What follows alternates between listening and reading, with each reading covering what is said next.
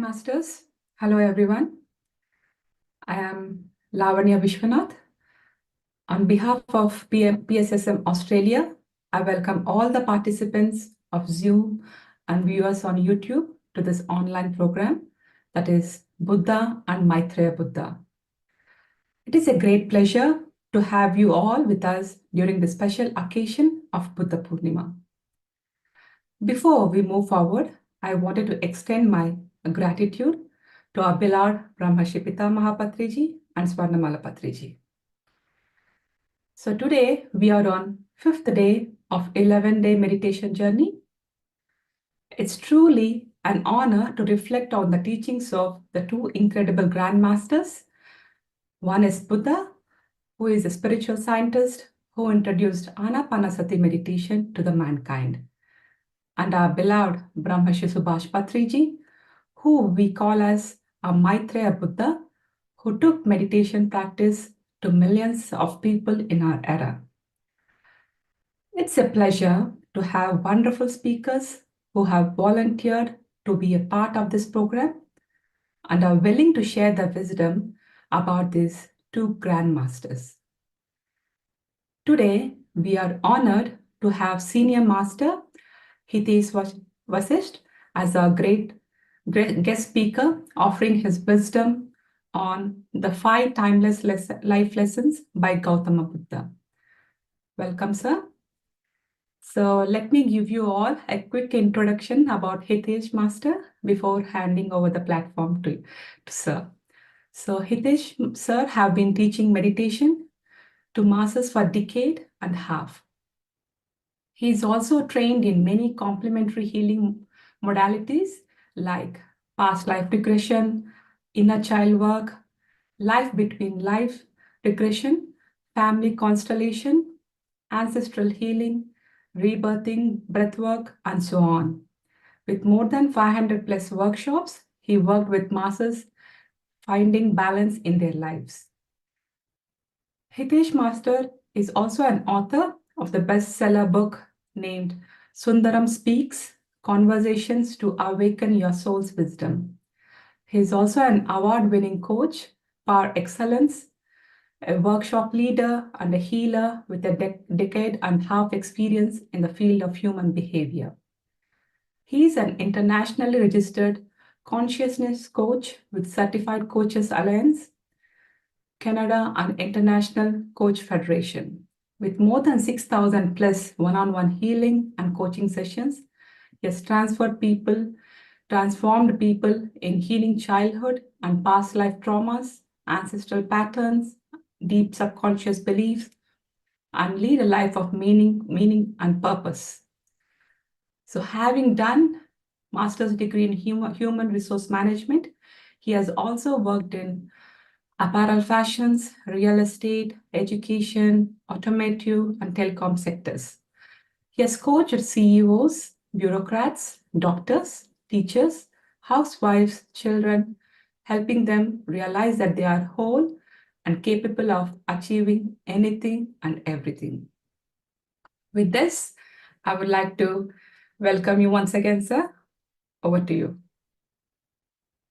Thank you very much. Good evening, everybody. Thank you, Lavanya-ji, for having me here, and thank you, PSSM Australia, and Kalpana-ji. Thank you for having me. And, very happy to be a part of this Buddha and the Maitreya Buddha program, which we are doing on the, for the Buddha Purnima. It's an amazing initiative, wonderful initiative for all the meditators to come together and meditate and experience the group consciousness. So before we begin, friends, let us all start with meditation. I think that will be a good way to begin the session. So I'd like you all to sit comfortably. You can lock your feet, clasp your hands, and close your eyes.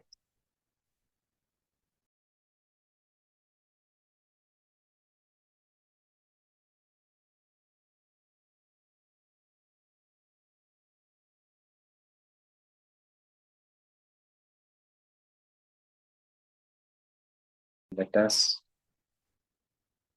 center ourselves, align ourselves. Let us prepare ourselves for this 30 minutes meditation. Prepare ourselves. Let's take 3 long, deep breaths. Breathe in from your nose, hold it for a while, and breathe out from your mouth. As if you prepare yourself for becoming friends with your breath.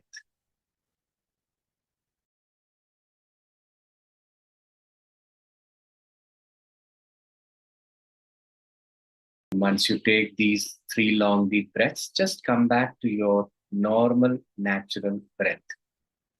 Focus on your normal breathing.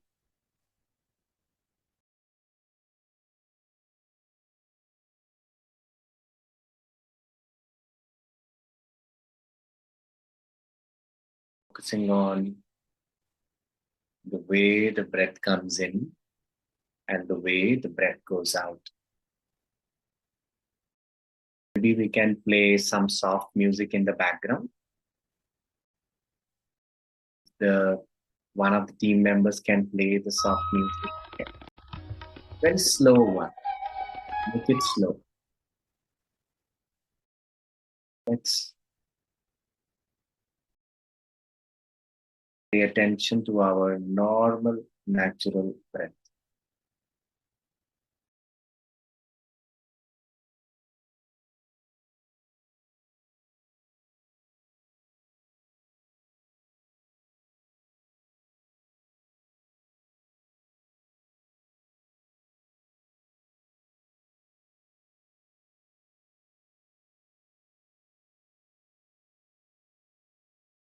Your breath has 3 components: the inhalation, the exhalation, and a tiny pause in between.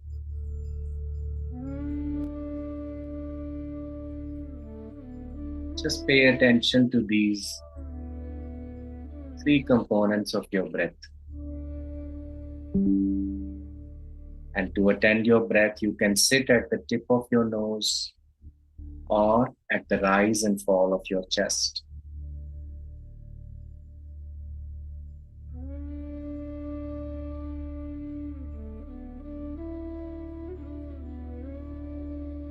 Just witness.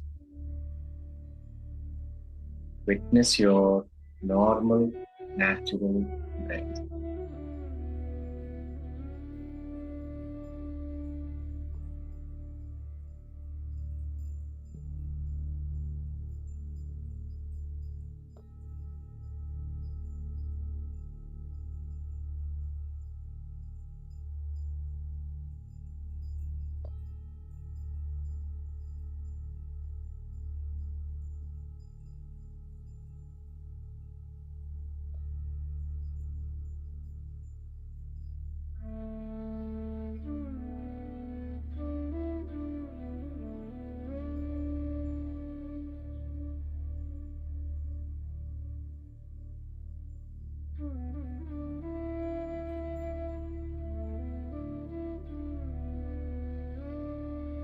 To meditate means to not do anything.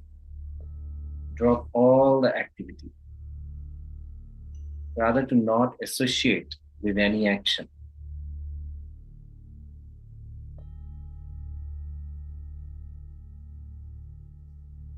What we have to do is to just witness. Witness your normal, natural breath.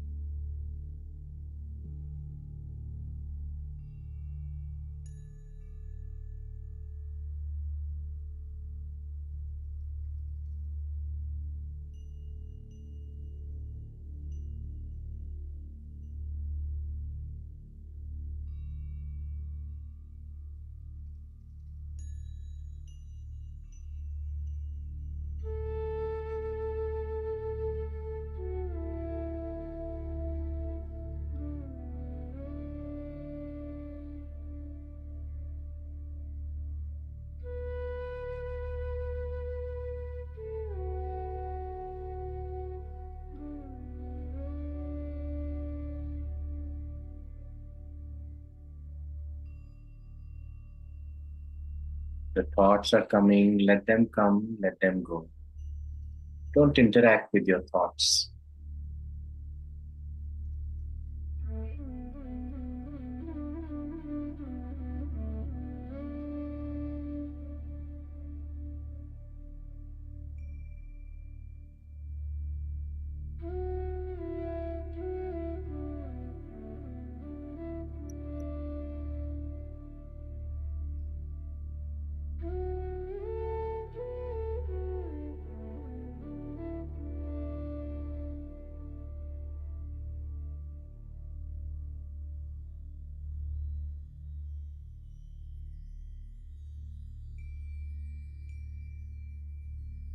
Just be.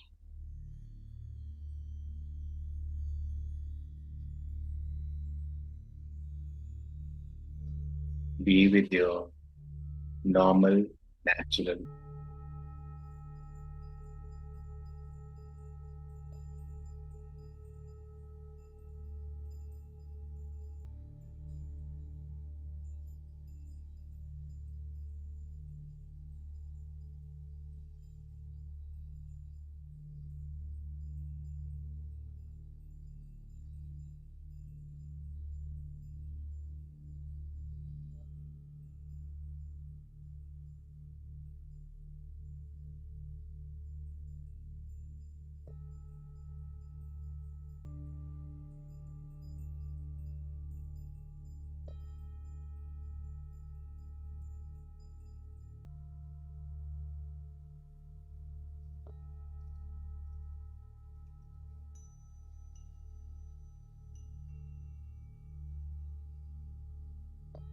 Just stay. Stay with all the alertness. Remain aware and alert within.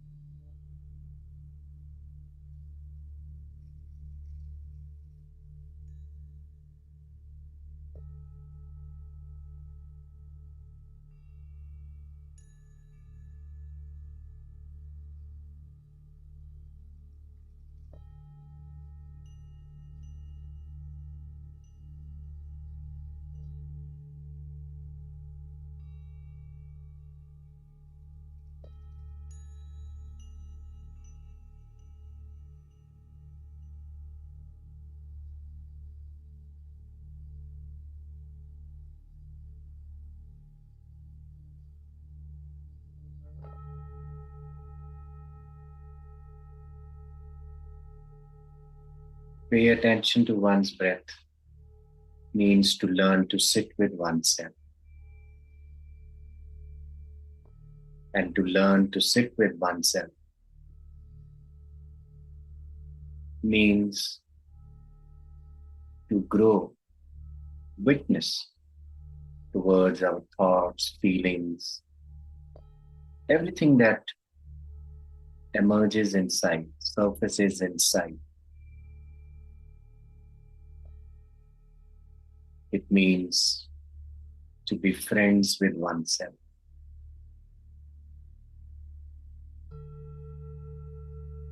Just be with your breath.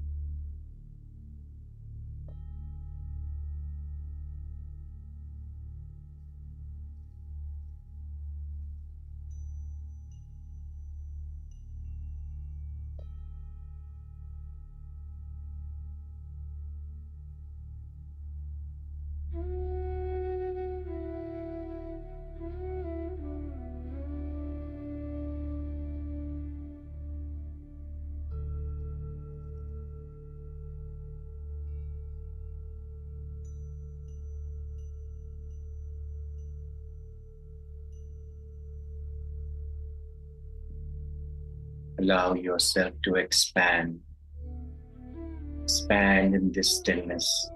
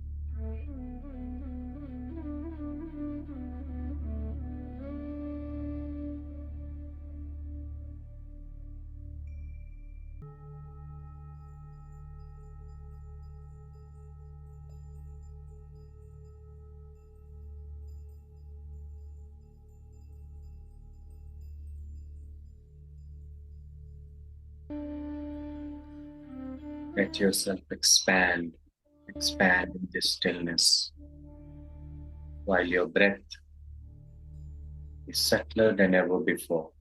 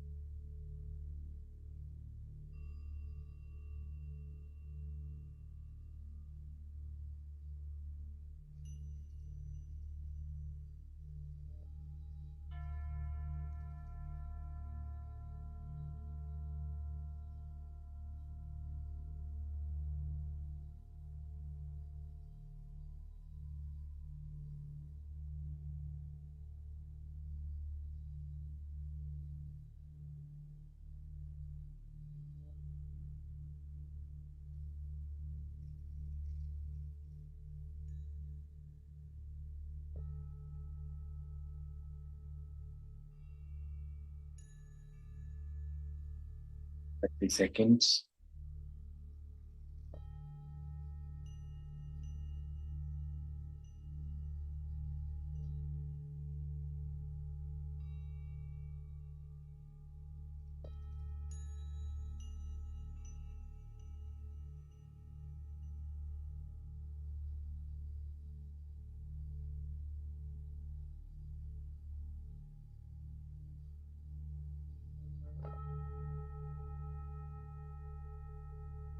Ten seconds.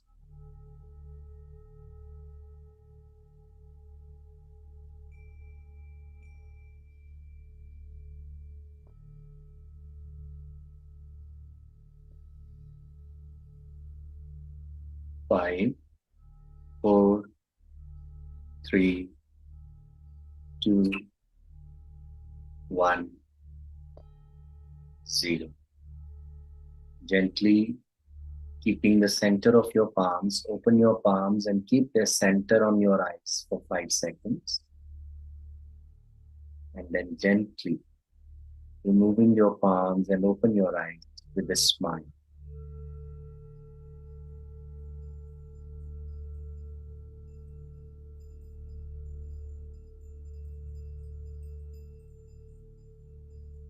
Welcome back. Welcome back, everybody.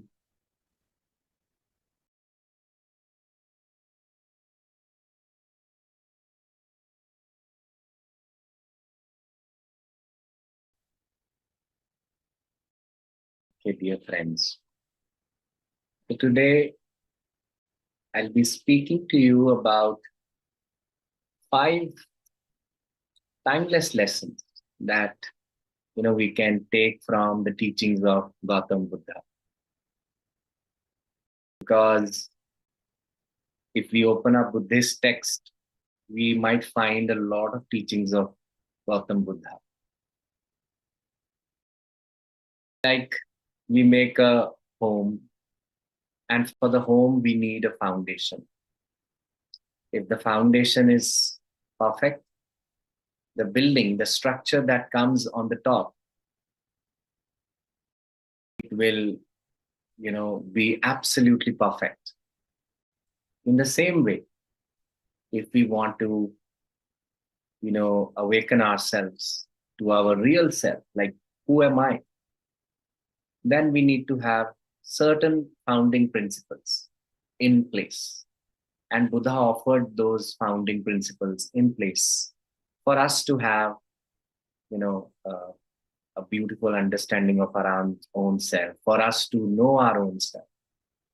So I'll be speaking to you about these 5 teachings from Buddha so that we can inculcate them in our lives and make our life a lot easier, because life as of now is a rat race. We feel it's a rut, and we don't have to live it like that, because there are great masters who have offered us and they have made our work easier. We don't have to start from the scratch. Like there is research which is already, Ana-Pana-Sati meditation was brought by Buddha.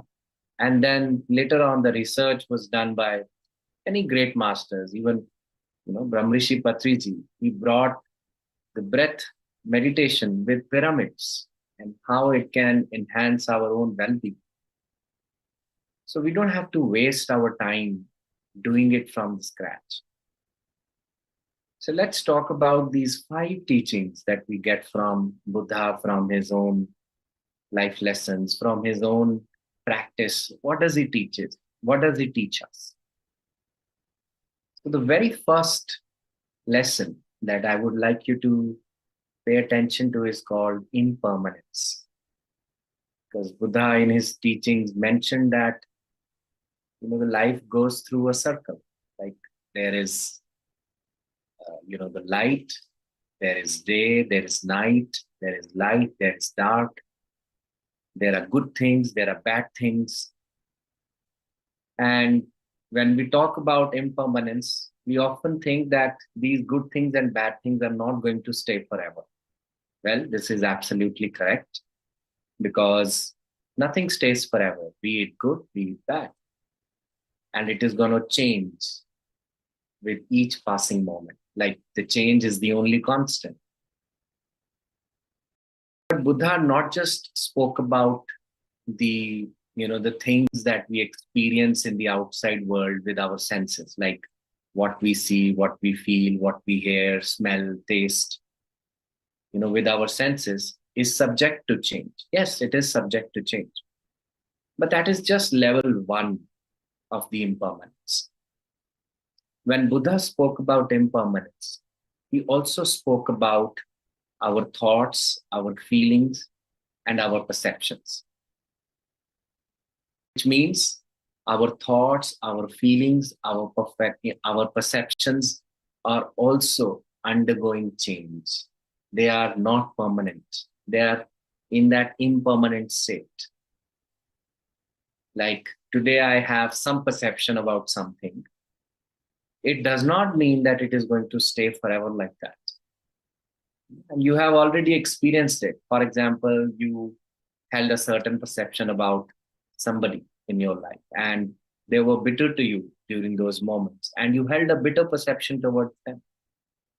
But as the life passes, you have your own experiences, you gather your own wisdom, And then you create a different perception of them. You realize that they are who they are, but it does not mean that I have to hold a kind of judgment towards them, because what I judge, it keeps coming back to me. Therefore, everybody is in that state of impermanence, like their thoughts, their feelings, their perception. We consider that it is permanent, but it is not, because we experience it like that. So for example, if I hold a glass, for me, the level 1 of impermanence could be that this glass might break. It is impermanence, right? But in the level 2, wherein I say thoughts, feelings, and perception, my thoughts, feelings, and perception towards this glass is also impermanent, dear friends. Like the way I see it, the way I perceive it today is not going to be the same the way I perceive it, maybe tomorrow or a year later, or so on and so forth. So that's what the impermanence means. And what does impermanence, do to us? It helps us to actually be able to find peace. It helps us to find peace in where we are. And how do we actually be able to see impermanence? To see impermanence, it's not easy, because we are so unconscious in our regular routine. Day to day, we run from one thing to another, one chore to another. To be able to see impermanence, we actually need to slow down. Because if we don't slow down, then the mind does not allow us to, sit quietly. It keeps running. The body also runs, the mind runs more than that. So for that, we need the slowing down, because only when we slow down, we can actually be able to realize what is impermanent here, what is not going to stay here. My thoughts, my feelings, my perceptions that I experience throughout the day, they are not forever, and they're going to change. So that's the first thing, impermanence. And the second thing is mindfulness. Now, what does it mean to be mindful? Mindful means to be in the present moment, to be here and now. Once there was a teacher, a very learned teacher, and he had a student. The student used to remain very sad throughout the day, although he was doing very good in his studies and everything. But master always found him very sad. Whenever he is alone, whenever he sits without any work, his hand is like this, as if he's in deep, thinking, and his face will also show that frowning, as if he's constantly brooding over something, and he seems very sad. And it went for quite a long time, like years passed by this. And this master did not feel good about it, because he wanted to bring this disciple out, and he had told him that you always get into the past, come out of the past. You don't need to live in the past. But the disciple did not get it. So one fine day, master thought that I am going to teach this boy to be in the present. And he takes him near to the river, and he shows him the stream of the river, the way it was flowing. It was flowing in one direction. And all of a sudden, the master pushes the disciple in the water. And since the stream, the flow was really fast, the student also began to flow in the water. So much so that he got really panicked. And he wanted to save himself.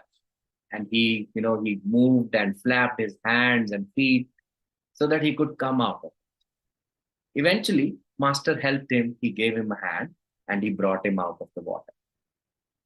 And then master asked him, what did you realize here? He said that when I was inside the water, I was scary, and I was only thinking of being alive. That I wanted to just live. And that's what Master told him. You know, when you were inside the water, when you were in the middle of something, all that you have to think of is to be alive in that moment, to be in that moment. So when you can do it in the water, you can definitely do it in your life also, because life is nothing but the flow. It's flowing like a river. You know what it gave me yesterday, it is not giving me the same thing. And it's not going to give me the same thing tomorrow. So it's flowing like water. But in this flow, if you can hold on to this moment and you can live this moment, being alive, if you can be here, that means you are mindful. And what does it mean to be alive, dear friends? To be alive means to be physically, mentally, and with all your senses put together. You bring your attention in that moment. You bring your attention to that which you are, confronting or facing in your present moment. That is what mindfulness is. That is what being present is. Because our mind keeps dragging us to the past. Whenever you are idle, like that student, whenever we are idle, our mind pushes us. It brings us into the past. It takes us there. Right? And when it takes us into the past, it also creates so many expectations. And when it creates expectations, too many expectations, it takes us into future. That's what mind does. It flip-flops, like in the past or in the future. That is the very nature of the mind, because like the very nature of the snake is to be venomous. It's venomous. In the same way, the nature of the mind is to give birth to thoughts. It only knows to give birth to thoughts. Only when we come in the present moment, we can be the master of the mind. And how does being present in this can help us overcome the mind? Because past has happened already. Buddha said past has happened already. And future has not yet come. So the only thing that you have is the present moment. You can only be here in the present. Because if there are certain things in the past that did not go the way you want, only in the present moment you can change your perception towards it. You can change the way you look at it. That's what you can do. And once in this present moment you change your perception, your present is going to create future, because once upon a time your present is also going to be a past and your future is going to be the present. So from that space, you can change everything. And that is why he said, take care of your present. Be in the present moment, because by being in the present moment, you become the master of your mind, and mind listens to you. You awaken the higher potential of your mind, not the lower potential, because lower potential only lives in the past or the future. And it is much more than that. So that's where the mindfulness comes into the picture.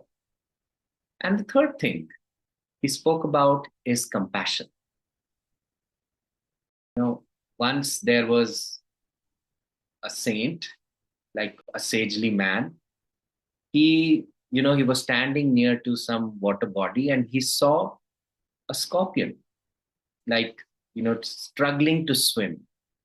Out of his compassion, he wanted to pick, he tried picking the scorpion, but scorpion was always, keeping that sting very erect, as if he's going to bite him. But he tried few times and scorpion actually gave him that bite. And he was stung by that. And he got it 3-4 times. Eventually, in that last moment, he picks the scorpion and he keeps him out of the water. And there was this gentleman, he was seeing them, the entire act, the way the scorpion was, biting him. And he said, how foolish of you. Can't you see that his nature is to bite?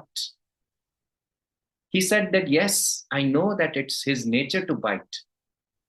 But that nature cannot make me forgive my nature, because my nature is to save.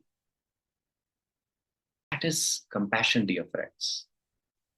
Compassion means to be able to have blessings for that which is, maybe suffering to you, and blessings for that which maybe it is suffering for others also.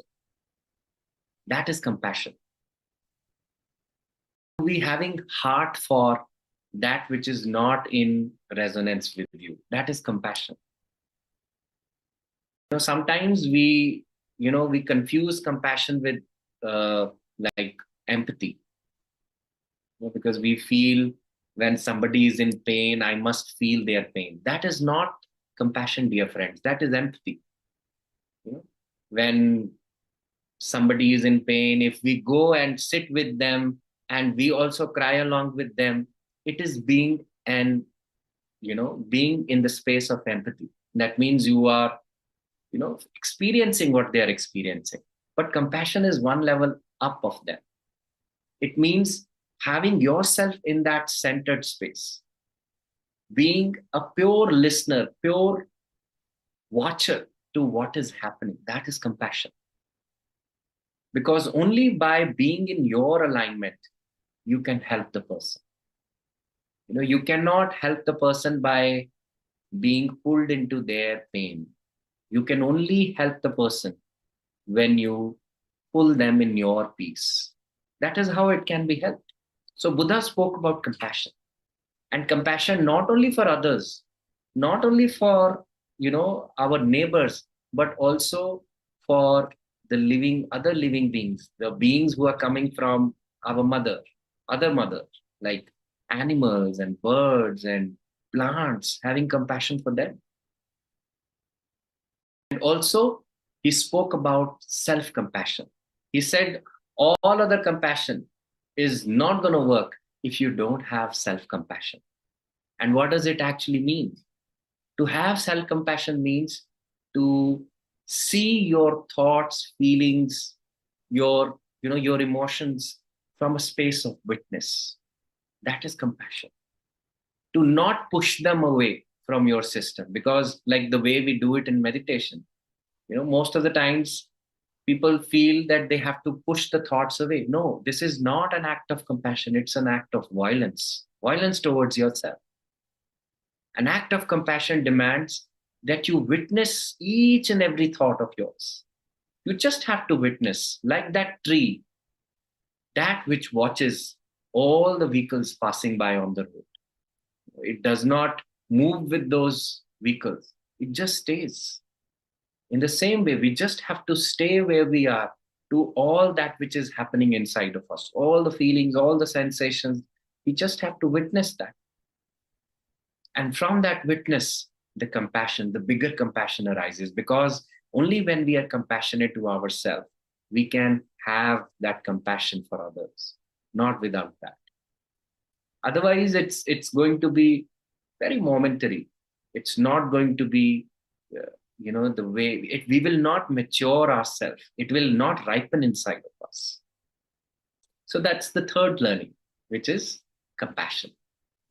And the fourth learning that he spoke about is non-attachment. Not attaching yourself to your material possessions, not attaching yourself to your thoughts. To not attach means to let go. Not attaching yourself to your material possessions, to your relationships, to anything. And why does he say so? It does not mean that you have to give up on your relationships. I'm not saying that. I'm simply saying, if you attach yourself, you will begin to expect from them a lot. Because, for example, if I'm attached to my child, then what is going to happen? I will attach myself in a way that I would expect that this person listens to me. I would expect that they agree to me. They always are yes babies to me. And they grow their career, their life decisions according to me. That is a level of expectation.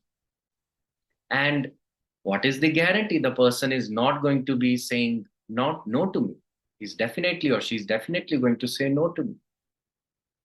In that no, I will feel hurt then.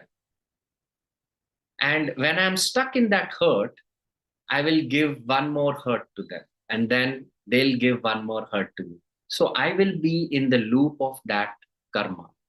I will be in the loop. It will be a vicious circle. I will not come out of it. So that's why Buddha said that I should practice non-attachment. Because by non-attachment, I can give my best without any expectation. Non-attachment, friends, lead us to freedom. If we really wanted to live free, really wanted to live from that liberated space, we need non-attachment. And sometimes people feel that non-attachment means to give up on your actions for other people. Like, for example, whatever duties I have for my child, I would also give up on that. I will say, oh, no, non attachment, because this person has to take care of themselves. Yes, they have to take care of themselves, but not to give up on your dharma, not to give up on your roles and responsibilities, not to give up on your actions, give up on your expectations, give up on your outcomes that you're looking from. Right? Otherwise, if you don't give up on your expectations, it is going to take your peace away. So that's why he said, practice, non-attachment. Patriji said non-interference. He spoke the same thing, but he said non-interference. He said, practice non-interference in each and every relationship of yours, even the most loved ones. There has to be non-interference. Even Khalil Gibran, he said, let there be spaces in our togetherness. There has to be a space, because if you don't offer the space to the other person, if they don't grow in their own power, in their own potential, they might end up feeling breathless. And in that breathlessness, they might actually move away from you. So if we truly want to save our relationships, we must truly bring non-attachment, non-interference in our work. And the fifth one, he said, middle path. We call it the balance, madhya. He says, don't move into extremes. Don't move into the extremes of doing something. Don't move extreme into spirituality. Because if you move in the extremes of spirituality, on the other side, you are experiencing rejection. You are experiencing rejection in the physicality. He learned it in his own journey, in his own sadhana. When he came out, from his own place and he was just moving around, searching his own self, he did a lot of sadhana to an extent that he stopped eating. And when he stopped eating, he became so fragile. He could not move his body. His bones were visible, from outside. He was so thin.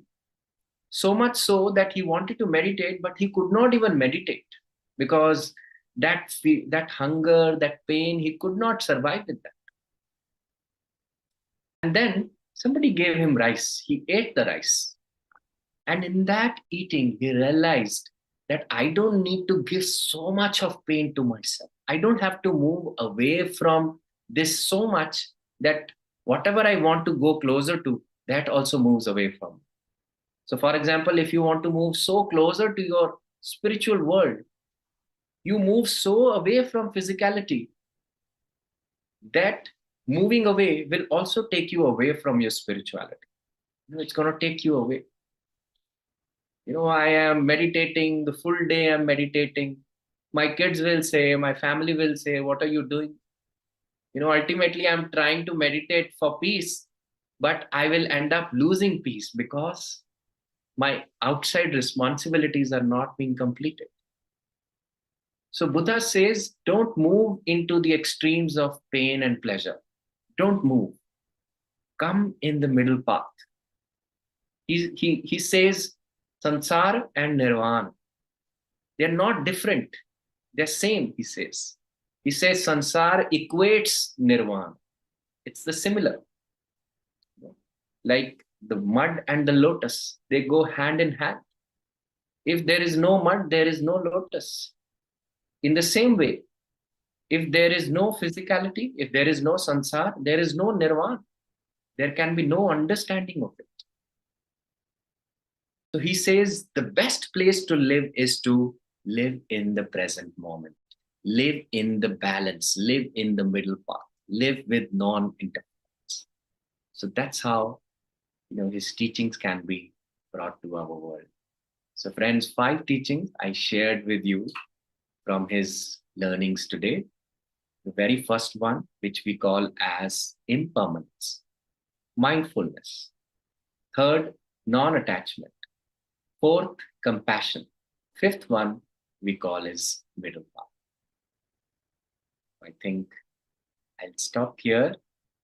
And if you have any sharing, any experience, anything you want to share, you're most welcome to share that. Thank you, Hitesh sir. It was really a wonderful topic, and I have learned personally a lot. So where I learned that compassion, where you said like it's one step ahead of empathy.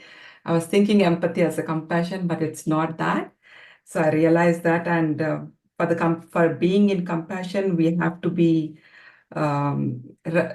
like where we are not resonating with others.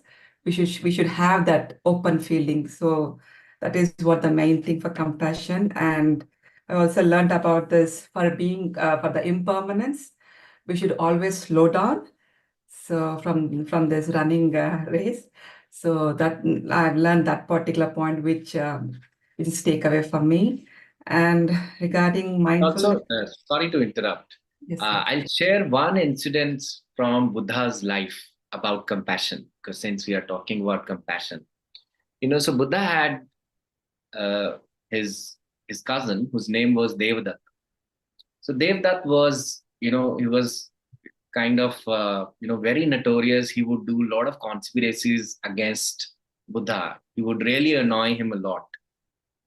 But there came a time when Devdutt was really sick, and Buddha was told about him. And Buddha said that I see him the way I see my son, Rahul. Rahul was his son's name. So he actually, here, what he's trying to, exemplify, he's actually exemplifying compassion. That to be able to have heart for that which is not in alignment to us. That's where, we can learn from him. When you stated that, I have seen this Buddha's episode in Netflix. So that was the only which got stuck to me. How can a person be like that? When he says, like, I remember exactly the dialogue where it was like, I don't remember you doing any stuff. So I felt like, how could a person be that? So that was really a great message. So thank you for sharing this wonderful story. And about the non-attachment, non-interference, giving our space is very much needed in any kind of relationship. And mindfulness, I was told, that being in this present moment. So yeah, that will be our future or our past. Everything is is around that, and the middle path. So no need of not to go to any kind of extremes. Yes. Yeah. Wonderful, sir. Thank you so much. Masters, friends, let us know if you have any questions. You can either raise your hands or put it on into the chat box. Feel free, whichever you feel comfortable. There is a question from Sunita. Please explain nirvana. Is it moksha? How can we go to middle path? Right. So, yes, nirvana is moksha. And nirvana is called different names. Moksha is in our Hindu system. There is Kaivalya in Jaina system. There are different names being offered. Liberation.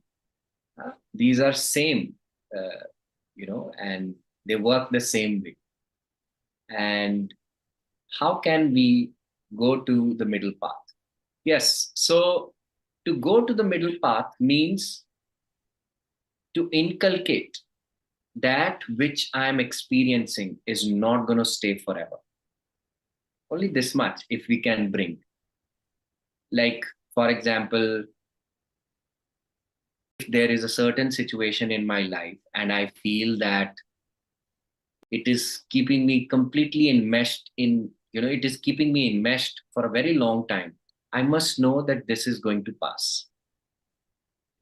This itself is going to bring me, it itself is going to free me from that.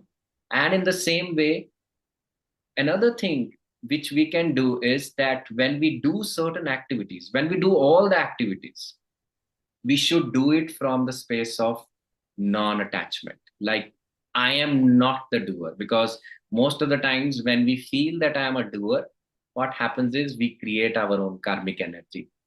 So I am speaking, I am delivering, I am listening, I am cooking, I am eating, I am meditating. When we say I, this bodily conscious I, that means we are actually attached. And when we are attached, it takes us away from moksha.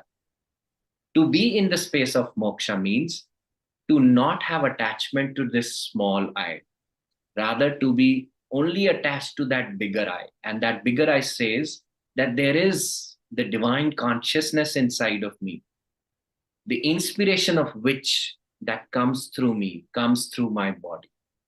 And it is through the inspiration of that I speak, I hear, I listen, I feel, I move, I work. If I work from that space, then all the work, all the karma that I actually create is going to be no karma. And that no karma leads us to moksha.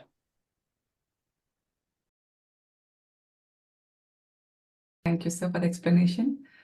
Sunita, please let us know if you have any more questions on this. Okay, yeah, it's answered for her. Thank you, sir. Shivani, please go ahead. Hello, sir. And thank you for a wonderful session. You made everything clear, and thank you for clarifying the definition of compassion. And you were right. We all think that, we confuse empathy with compassion. So my question is, when we say in self-love, sometimes when someone is hurting you, we have to stand for ourselves. So how, and you are saying compassion is someone is hurting you, you should be in, neutral state and acceptance. So how to maintain, how to differentiate what is self-love, what is compassion, and how to maintain a balance between the two? So when somebody does wrong to us, it does not mean that we have to accept the wrongness. It does not mean that. It simply means to have compassion means to see the person as divine as I see something else. It is only that much, right? So for example, I have, let's say, some conflict with my boss, right? And this person keeps pinning me down and nagging me here and there and does not leave any reason to criticize me. Okay? In this person, I know that I am not going to be agreeing to his act. That I can definitely have a different opinion of. But the only thing that compassion means that I see him divine. I see him divine, which means he is made of the same element that I am made up of. He's made of the same. I don't, because what happens is we take the actions of the person as their true identity. The actions. But then, sir, how can we stop it? Like the boss is, disrespecting you, and then yes, he is divine, but that doesn't mean that you have to keep, accepting what he is doing. Of course, you have the right to say no. Of course, you have the right to defend yourself.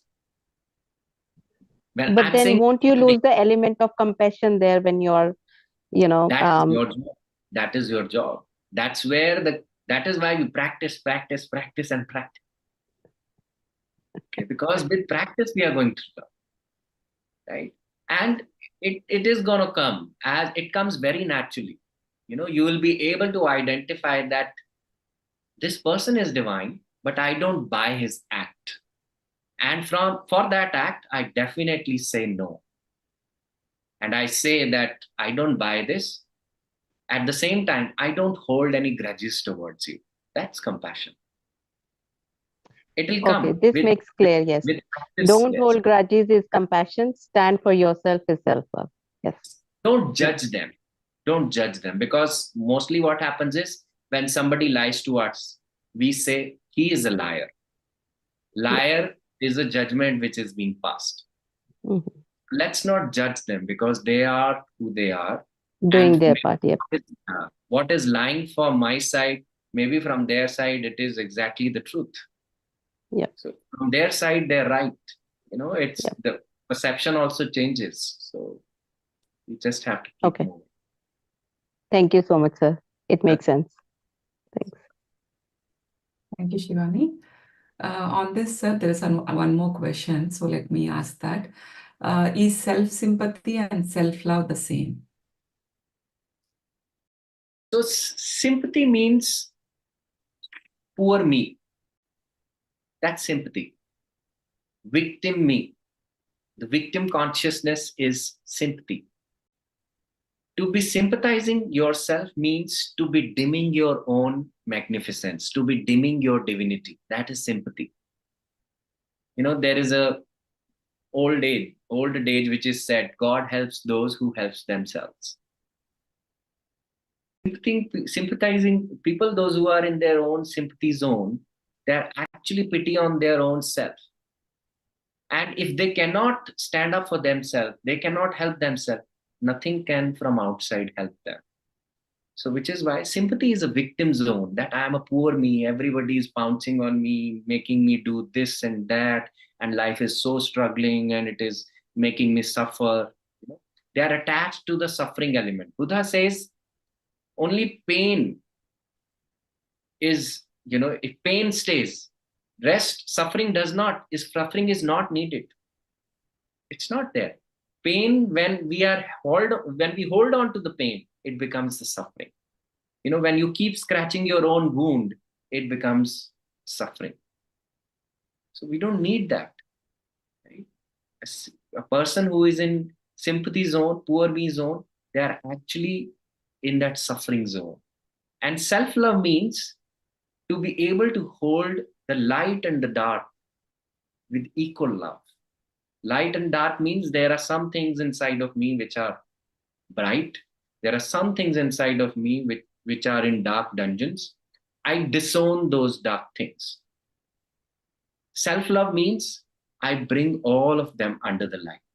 I'm aware of that. I don't reject them. I hold them equally. That's where the light comes. And all these great masters, they have taught us through their own life, right? Krishna, Buddha, all of them, they have told, if there is a good side of me, there's a different side to me also. There's a shadow side to me as well. But when I accept both of them, all I see is divinity. Like positive and negative, when they come together, then the electricity is generated, not without that. In the same manner, the wholeness is created when the light and the dark inside of me is brought together. And to have heart for both is self-love. Because only when I have this for myself, I can have it for others, not without that. Great, sir. Thank you so much. Now we have Namita. You can unmute yourself. Namaste, sir. Again, such a wonderful session, and thank you for such a beautiful meditation as well. It's such an amazing experience to have sit in the meditation with you.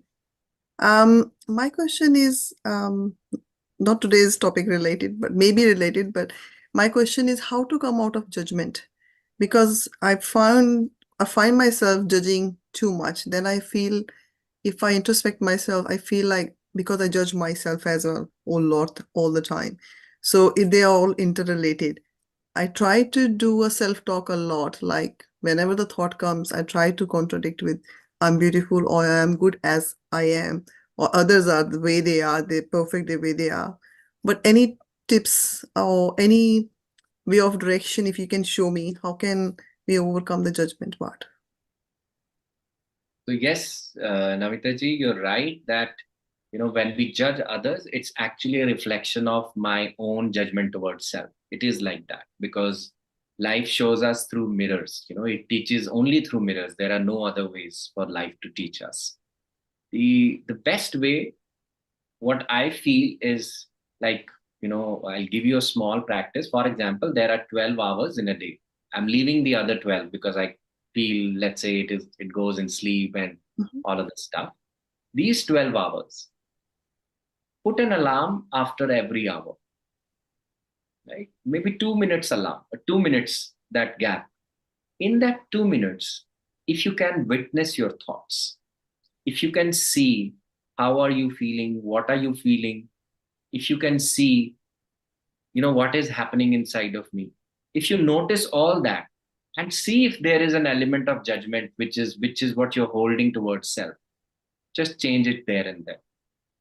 Whatever affirmations you feel, I love and approve of myself, I accept myself, the divine lives in me, whatever comes to you, you can do that. This way, if you do it after every hour, you're going to do it at least 12 times a day. And repetition is the greatest way to master anything. So I think that is what, and it is very, very powerful. This way, if you give yourself a moment to do a self-inquiry after every hour, and you check your thoughts and check your feelings and patterns, you'll be able to correct them right there and then. Because, not everything in your life is going to come during SOS. Usually we do this practice only during SOS times, emergency times. But those are only for those moments, Rest of the moments, if you begin to practice in a formal manner, it can really grow inside. Perfect. Thank you, sir. And then on that, 7 mirrors, I heard your lecture on 7 mirrors. I never come across such a beautiful session, sir. It was such a wonderful session. We will definitely want to have some further from you. Is there anything further after that where you have explained a little bit more in, on that topic? That would be great. This beautiful session. I second. That's a wonderful, wonderful session. I thought I can hear it, 2, 3, 4 times. It's again and again. It's wonderful session. It was Thank like you. you speaking to us with our daily examples. Yes. Such a wonderful session. Yes. Thank you so much, sir. Thank you. Thank you. Thank you, Namitaji. A question from Richa. Are there any books that compiles all the Buddha teachings? I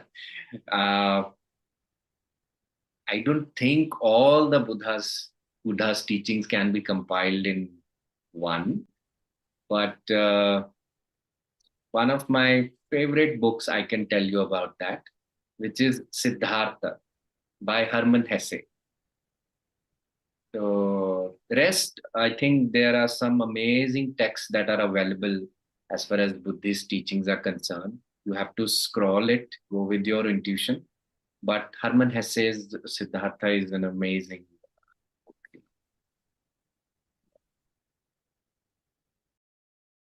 Thank you, sir. Next, Kalpana. Thanks, Lavanya. Thank you so much, Hitesh ji. Thank you so much for accepting the second session for PSSM Australia. Would definitely love to have more sessions from you. So today topic was really, really good, sir. I got points in each and every topic. So the one that I loved is from Q&A, sir, about self-love. So I came across this situation last year, sir.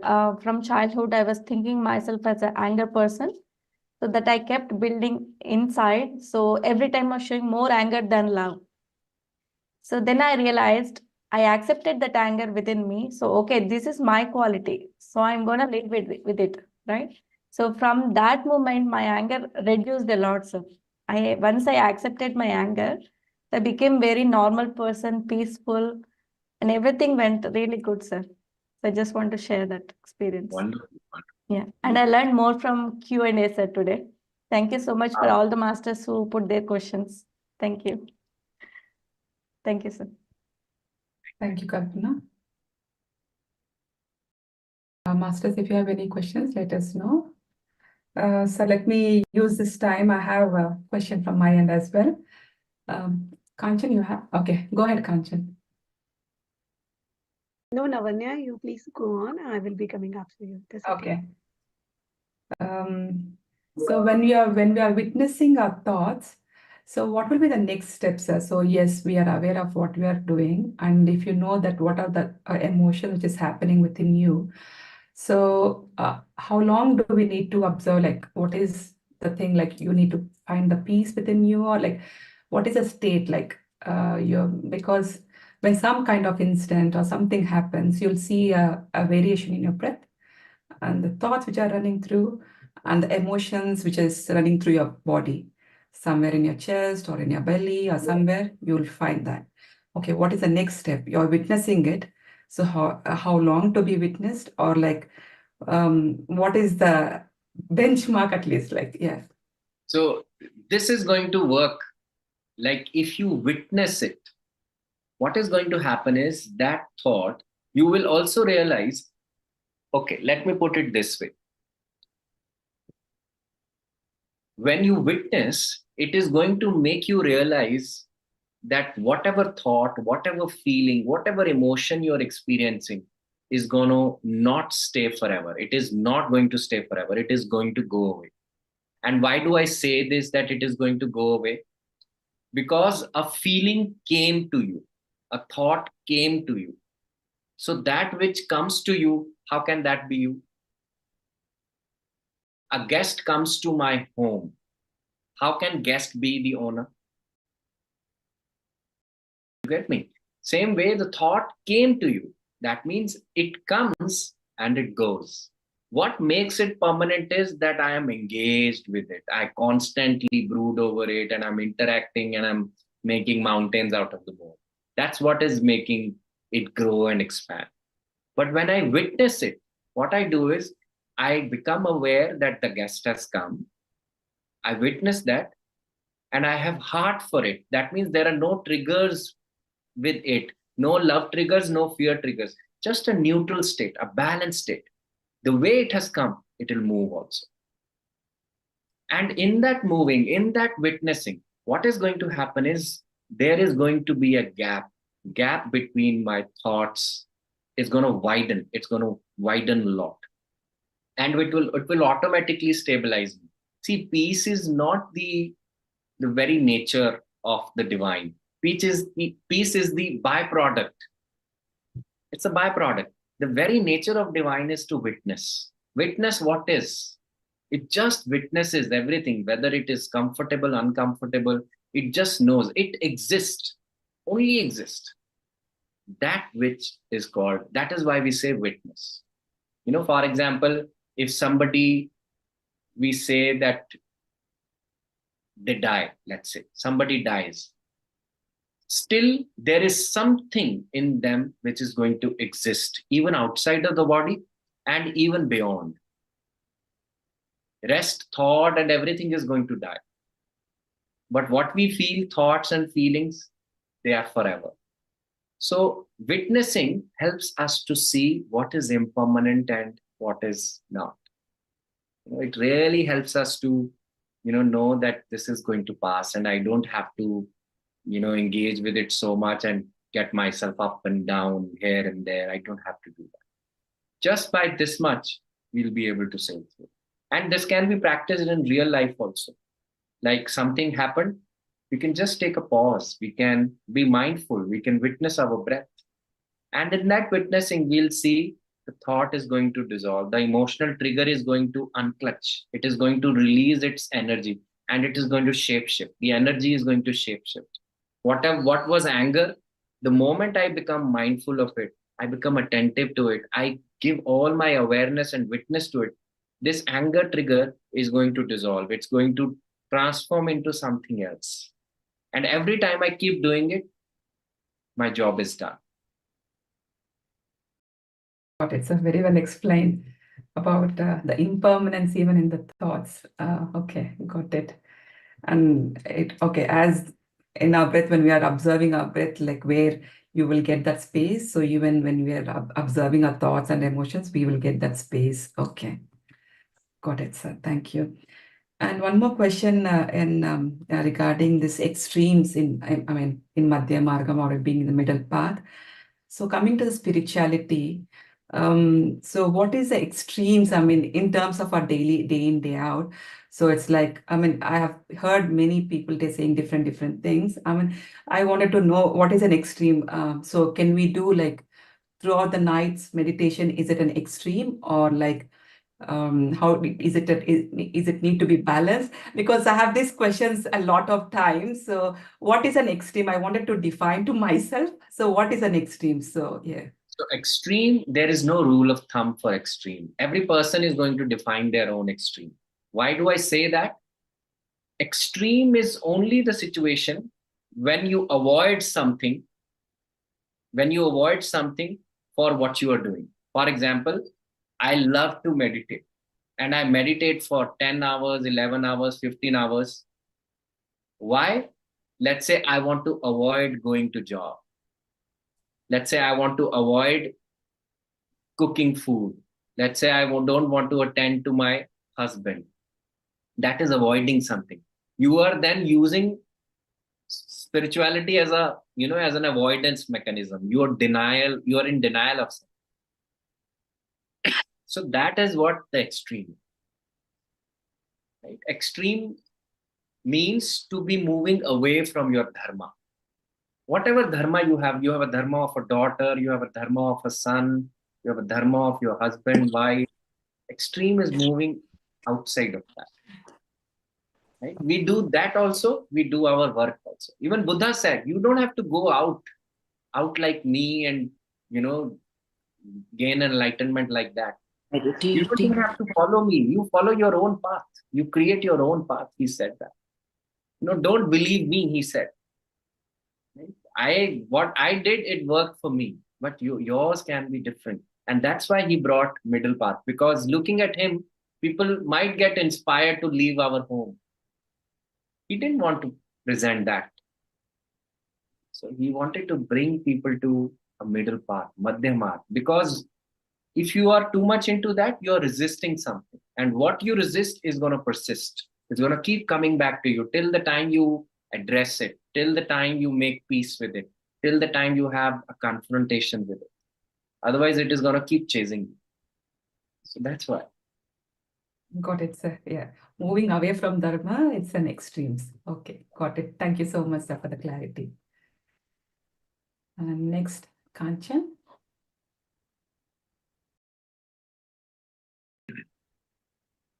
Namaste, Hitesh sir.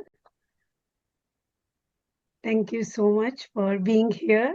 And we want to have you again and again, sir, if the time permits. Next session, anytime, whenever you propose, we will be waiting for you. And your meditation session always, sir, amazing. I can felt the energies, my whole head was breathing. All pores were open from the certainly at many places. It was very, very high energies I felt today in the session. Thank you for such a wonderful meditation, first of all. And yeah, those things, like the 5 topics we have talked about today. Personally, sir, I'm practicing on non-detachment, non-expectations. And that's definitely it's with the kids only. How you remain in non-attachment on those parts. You keep on focusing on their career. They don't want let you in any area. So it's how to manage those things. I'm trying on that. Sir, I just wanted to know more about, because the time is very limited. I'm sorry if we are extending with that. Self-love and self-compassion. How these two terms go side by side and how it makes difference. Almost similar. It's same. It's the same. Rather, sometimes people confuse self-love with self-care. Self-care is pedicure, manicure, and facial, and having a head massage. It is more bodily, physically. To some extent, it could be mentally also. But that's not self-love. Self-love is to have a heart for all that is discomforting inside of you. That is self-love. To be gentle to yourself. For example, if I have not done something up to the mark, do I criticize myself? That is not self-love. Or am I gentle to myself and I tell myself that it is okay for me to make mistakes, Yeah. it is, I am a learner, having your heart for that, and that we all are co-learners. That is self-love. Yes, sir. Thank you so much, sir, for this. That is same. Sir, in case of when we see the brutality around us, like how we can have the compassion for such a person, like if you go towards like at the level of the with the books like soul plan and all, we can understand like yes, we can see the divinity, but when you come back in this physical life again, like reading and understanding that content at that point of time, we can feel yes, it's okay, that's the soul plan, they're learning their level, everything. When all around us lot many things are happening in that state, how like we can keep the compassion for such beings, like it's really difficult, sir. So how we can practice? Is it the reading and being in awareness of all the time is the only way, or any other practice we can do it? Just, I would say, this can definitely be done, but more importantly, inculcate one thing, one belief about that life is beautiful and people around me are beautiful. They are divine. They're absolutely divine. If we bring ourselves, to this and we strengthen it inside, it's gonna be my empowering belief, because from the belief, everything gets created. And life is beautiful. If I want to see beauty in life, I must first integrate it inside. Only then I'll be able to see beauty, not without that. Then the same person who is, a kind of a miscreant, I will still find him beautiful, that he's beautiful in his own ways. So only just changing here changes everything outside. Sure, sir. Thank you. Thank you so much, sir. Thank you. Thank you, Kanchan. Sinmiji, you can unmute yourself. Hello, namaste, Hitesh sir. Thank you so much for your beautiful session. My question is about the last thing you explained and a bit of the whole session. When we are going through this life right now after COVID, people have gone into anytime madness, like, I don't know, this is what I have experienced. So I do practice a lot of self-love, empathy, lots of compassion. And I have people around me that come up like in my space, which because I'm quite approachable.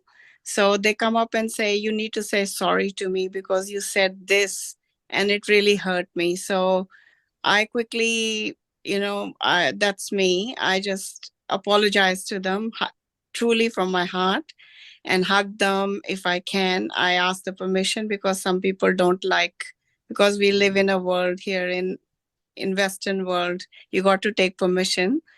And most of the people are good with that, you hug them. And sometimes, in families where you live, you keep on telling them you love them, you practice empathy with them, you do a lot of they're divine, you unconditionally love them with your love languages, like, you give them fresh meals, what you cook for yourself, you cook for everyone. When they're sick, you take care of them, like everything you do for them. But when every day they're telling you something is not right, you need to mend this, or this happened 10 years ago, and they keep carrying that on, and they say you need to apologize to so and so in my family, or this friend of mine, you said this to that person. It's like every other day there is like a little something comes up, and you say, okay, well, maybe they got hurt from me, I'm sorry to them. So say, for instance, I will call them if I get an opportunity and say, hey, how are you, how's everything? I just wanted to let you know, if there was in the end of phone call or something in the middle warming up and saying, if I have ever hurt you like unknowingly or something, please forgive me. That wasn't my intention. I never knew that that could have happened. But if it did, I'm here to ask for forgiveness. And you've said that, and you've for your side, you've done that, but the other person is not accepting your apologies. And then they send you a message saying she should physically come here, bow under my feet, and say sorry in front of everyone. And you think, okay, I'm happy to do that. And when you organize that, those people say, no, even after you do that, you cannot mend who you are.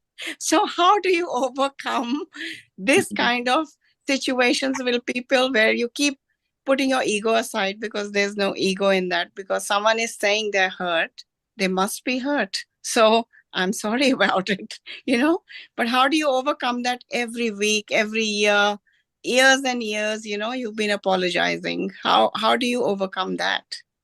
So, Simiji, you don't have to make others feel divine by dimming your own divinity. You don't have to do that. It is not your job. And Yes. you have to do anything out of guilt. Guilt is a lot like a slow poison to our own self. You don't need to do things out of guilty, and neither you need to be sorry for it. Right? There is no word such, no forgiveness is needed. We all are learners, right? Only when we feel that, yes, there is something that needs to be done from my side, when I check it within, then I do it. Not on the basis of what others say to me. Not like that. Because if you do it on that and you don't check it inside of you, it's not going to come up the way it should. And there is no guarantee, even if you've already done it few times with them and they have still not been okay with it. It's not going to happen, because they feel that they'll make you feel burdened basis, that if you're not forgiven, you'll feel burdened. But nobody is going to come and do this for you. You have to do it for yourself. More than asking sorry to them, we must ask sorry to our own self, because I have put you through such tough situations, and I will not do it now. If it does not come to me, I hold the stand that I'm not going to do it. It is a sign of self-love. It's a sign of acknowledging your own divinity. And we all are learners. It's okay to make mistakes. Nobody is perfect here. The ones who are asking sorry from you, they want you to ask sorry. They might have done n number of times and number of mistakes in their life. So it's okay. It's okay. You don't have to go with what they say. Go with what you are. Yeah. Sometimes you get stuck because they are such close relations. Like, you just think either you keep doing it to keep the relationship, or you have to walk away from it. You don't even have to walk away. Yes. You neither have to just bring yourself down, or neither walk away. You stay where you are. Just stay. Stay happy. Stay in love with them. Even if you're not meeting them, don't hold them in your heart with a grudge. Just do this part. Be pure with them in your heart. Don't hold judgment with them. Rest, leave, because your job is done then. Whatever they do with you, with all that in their heart and everything, it is their job. You keep yourself pure with them. There has to be no energy conflicts between you and them in your heart, because that is your. Thank you. Thank you so much for reassuring me. Thank you, sir. Thank you. Thank you, Simiji. So we have one more question. Is it okay to take? Yes. Thank you. Sandhya, please unmute yourself. Hello, sir. Lovely session. I'm sorry, there's something wrong with my camera, so I can't open my camera. Yeah. The question is about this impermanence.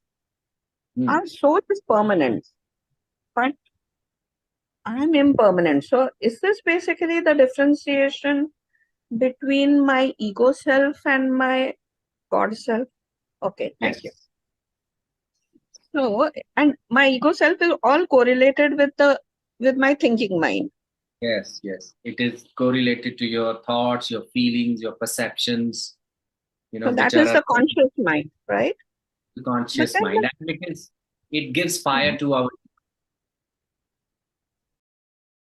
Come again, the last statement. It gives fire to our ego. It makes us ignorant of our real self. to be Okay, but then, acknowledged. Yeah, hmm, please go ahead. but now how does living in the moment prevent me from going into the ego space? So basically, I find living in the moment always put me more in the God space concept. Am I right?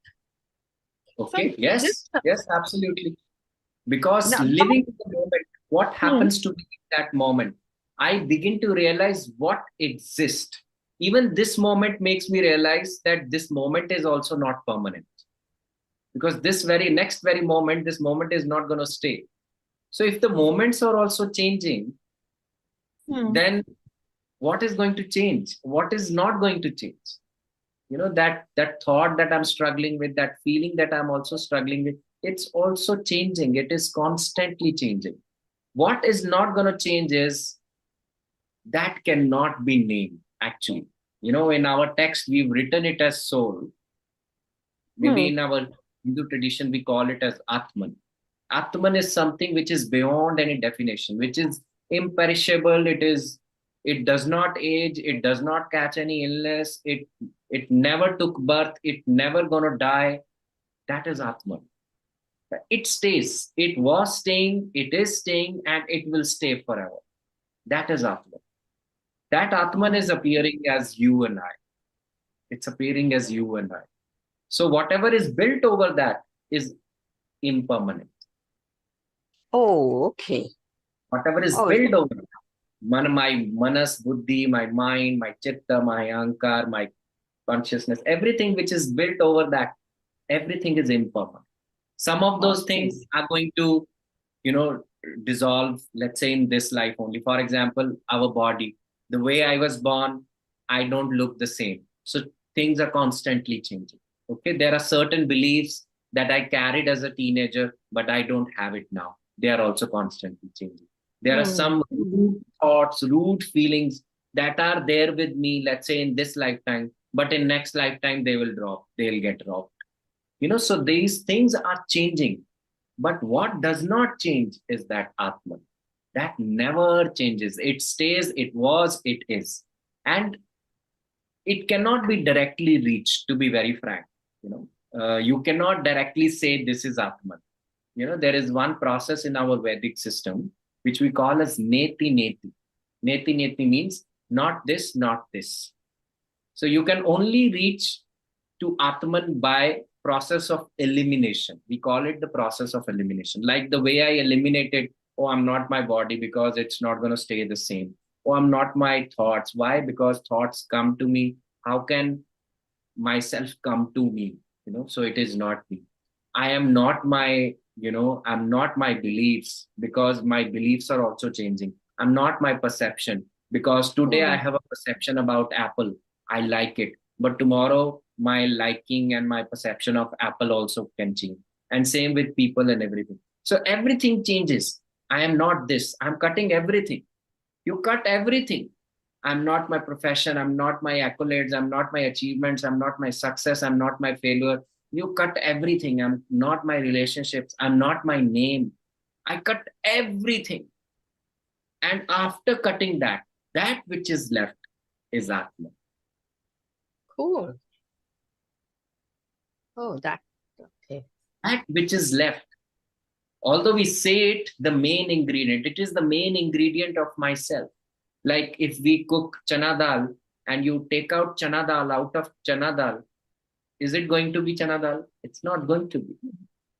If you take out the refill from the pen, is it going to be the pen? No, it's going to be just a plastic cylinder. Same way, there is something inside of me that is the main ingredient. If you take that out of me, rest everything is going to be impermanent. That is permanent. That is going to stay forever. It stayed and it is going to stay.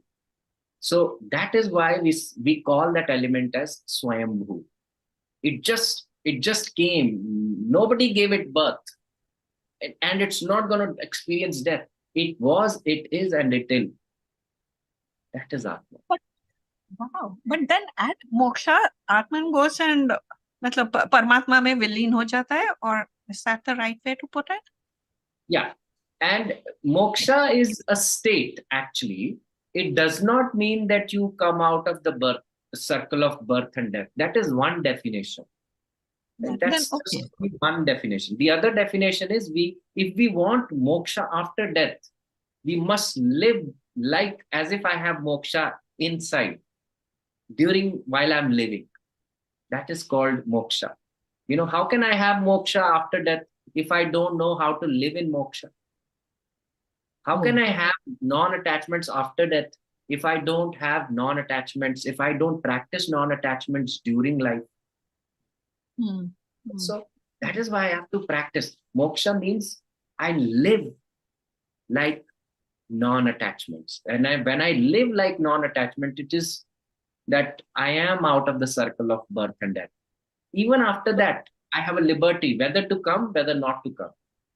There are some great masters, those who come. Krishna, he came back. He came back to teach us. He came back to elevate the consciousness of the whole world. Lord Ram, he came like that. They were enlightened beings. So it's like they already had it, but they came. So moksha is not just about coming out of birth and death and that merging with the divine. In this body also you can live like that. And there are great masters. Patriji is great example of that. He lived as if he is that. That's why to all of us he said, my dear masters and my dear gods. If somebody else would listen to them, they'll say, oh, how can he say gods? Gods are so high. He never made us feel that because God lives inside. And he lived from that space. Okay. Thank you, sir. Now I understand even the meaning of Turiya and moksha. Yes. Okay, thank you. Thank you very much. Well,